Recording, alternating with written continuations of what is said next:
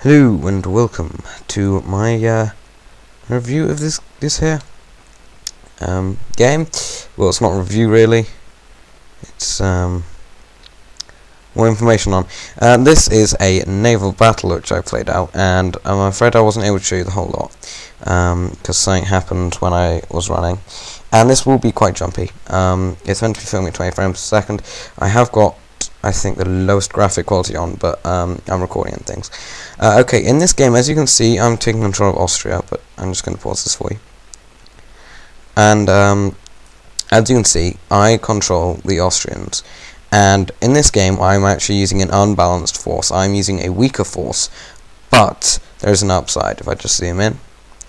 As you can see, my force is almost all based on steamers, if not all based on steamers. This is because, whilst I did choose quite a gentle wind, I do like the steamer-based vehicles. I find them very useful. Now, I had to skip one of the interesting parts of this, which was where I shot down at the Bristol, which is when I was organised, and now this has kind of turned into an unorganised rabble. But my fight still carried on, and it went pretty well. So we're just going to go back to play. I'm going to have to cut up and speed up parts of this, because also, as you can see, the meter of who's winning, because I actually don't know how long this video took me. This battle took me, but it was long, and I was playing it, so. But as you can see, here's the enemy, the British. I'm playing against the in this video. No online matches available at the moment, it seems. Napoleon Total War for me. I don't know if it's just me, but I have not been capable of finding any. Now, this is the kind of match that I do like. I love Navy. I'm not great at the ground battles. I'm pretty good. I do like massed ground battles involving lots of infantry, but this is actually only like the second day I've owned this game, and of course I've got school and things, so I haven't been able to play it as much. So I've been playing it from about 4:15 till 6:30 each day. But as you can see, everything is going on over here because I have here 5 ships, and we have sunk another one. This one, the British Asian Corps, the French. This boat kind of remained pointless throughout the game. Looks, it was kind of pointless because it didn't really do much. But as you can see, I did have a few problems with controlling, but there's a nice broadside emptied into there. Yep, there we go. Austria, I think, no, that Habib was actually one of my best boats. I can't remember which one it was that lasted the longest. I think it was Nobier, this ironclad here. And as you might see if we get to the end of this, I nearly lost, but I did pull it back. As you can see, we've just got another one, the Leader, which is obviously, as you can see, 74 gun, third rate. I did enjoy blowing that shit up, but as you can see, there we go, we're unloading broadsides into the enemy. And my basic tactics for this to start with was to keep my ships on this general side, on the east side, because whilst the enemy would then be able to get closer easier, they could move towards me easily. I often have problems with enemy ships running, and this is always a large problem. And there you go, one of our ships was set on fire and stopped fighting as a result, or at least I thought he had stopped fighting. I couldn't get control of him, so I'm assuming that one sunk. So maybe Niob there was not kept during the battle, but I'm pretty sure he lasted quite a while. As you can see, a couple of our ships just laying into that enemy ship, despite the fact this ran. And there you go, you just saw a massive broadside coming out of what's the Richmond, I believe. Yeah, Richmond. Just emptying the hurt onto us. And there we go, we've got another one coming from this small British ship here, the Peugeot. I don't know how you spell it. Say it, sorry. This is actually not that big a boat, but as you can see, the enemy is starting to take the advantage here. They've routed a boat already, and as far as I'm aware, nothing tense happens around here, so we're just going to fast forward it up.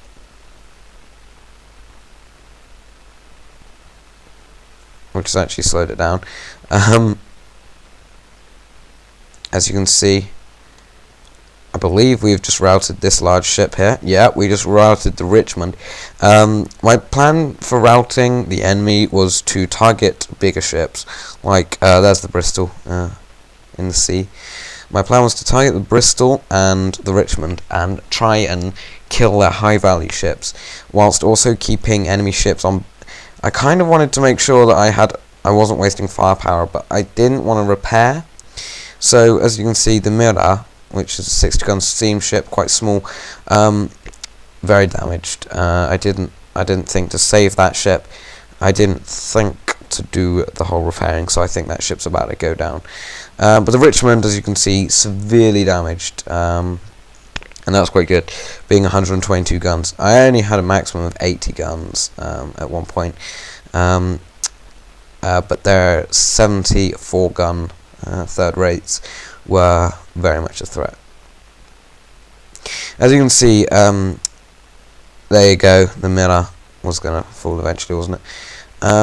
The Queen was an 80 gun craft, and the Queen did a lot of damage to my aircraft, ships. And as you can see, this boat here, I don't know what it is, the Pidgeot, is emptying a lot into my cluster that you can see here. You may be able to see it's moving across screen there. Just off center. I have hidden my mouse for some reason. I don't know. I should have really not done that. But yeah, this cluster is being seriously damaged, and this is where I kind of started to lose, I think, in my opinion, what was going on, because my Admiral was damaged. The enemy, as you can see, you might be able to see coming off here, there's a couple of grape shots coming off the Dolphin, and the Queen just emptying fire into my smaller Nymph, which has got a lot less guns.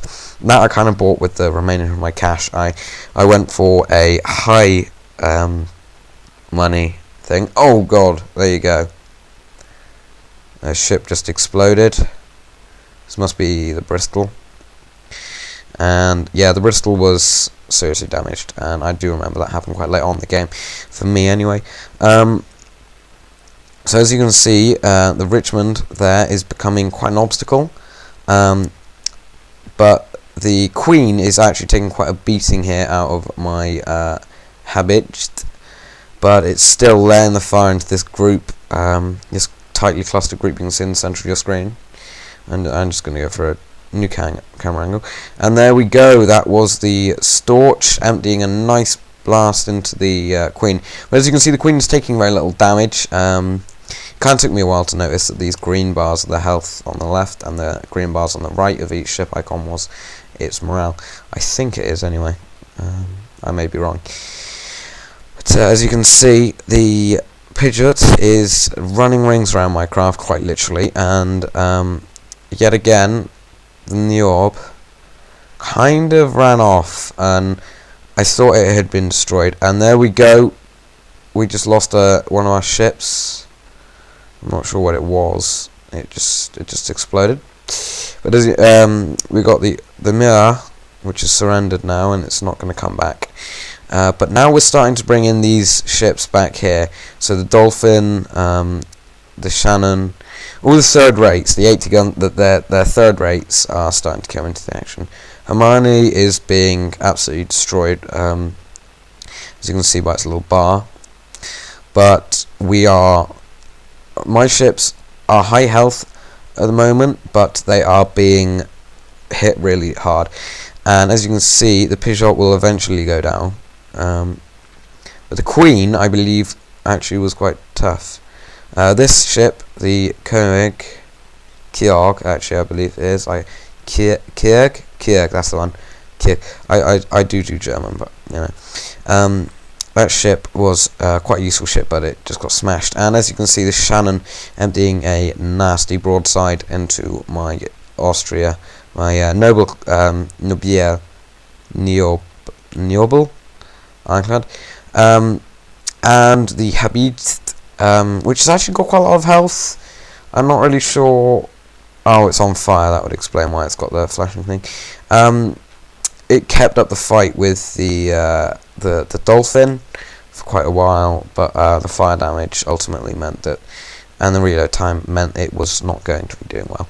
It was an 80-gun steamer. For those of you who don't know, steamers, more manoeuvrable, yeah, because they can go against the wind, but the risk of fire with steamers is almost, well, the risk of fire with steamers is ridiculous. It's almost worth not actually using them. But yeah, now you can see the Peugeot and the Queen is actually starting to take a lot of fire. Old Queenie's taking quite a hit